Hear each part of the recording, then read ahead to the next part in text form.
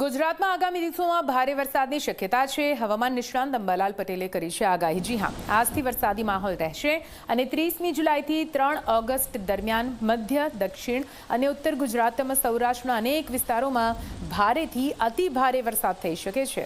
સુરત, નવસારી, વડોદરા, ખેડા, પંચમહાલ સહિતના અનેક જિલ્લાઓમાં વરસાદનું જોર વધવાની શક્યતા છે।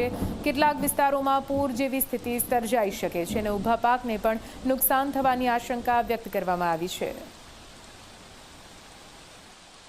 તારીખ 28થી ક્યાંક કેટલાક ભાગમાં મોન્સૂન ધરી ઉપર જતાં કંઈક અંશે રાહત મળવાની શક્યતા રહેશે।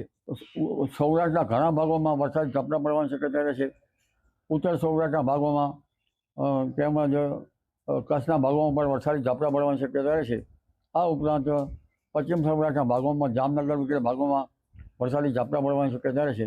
પોરબંદરના ભાગોમાં વરસાદી ઝાપટા પડવાની શક્યતા રહેશે અને દ્વારકાના ભાગોમાં વરસાદ ઝાપટા પડવાની શક્યતા રહેશે। આ ઉપરાંત ભાવનગરના ભાગોમાં, અમરેલી અને બોટાદના ભાગોમાં વરસાદ ઝાપટા પડવાની શક્યતા રહેશે। ગીરના ભાગોમાં વરસાદી ઝાપટા પડવાની શક્યતા રહેશે। મધ્ય સૌરાષ્ટ્રના ભાગોમાં વરસાદી ઝાપટા પડવાની શક્યતા રહેશે। દક્ષિણ ગુજરાતમાં પણ ભારેથી અતિભારે વરસાદ થવાની શક્યતા રહેતા તાપી નદીનું જળસ્તર વધી શકે। મધ્યપ્રદેશના ભારે વરસાદથી નર્મદાનું જળસ્તર પણ વધી શકે।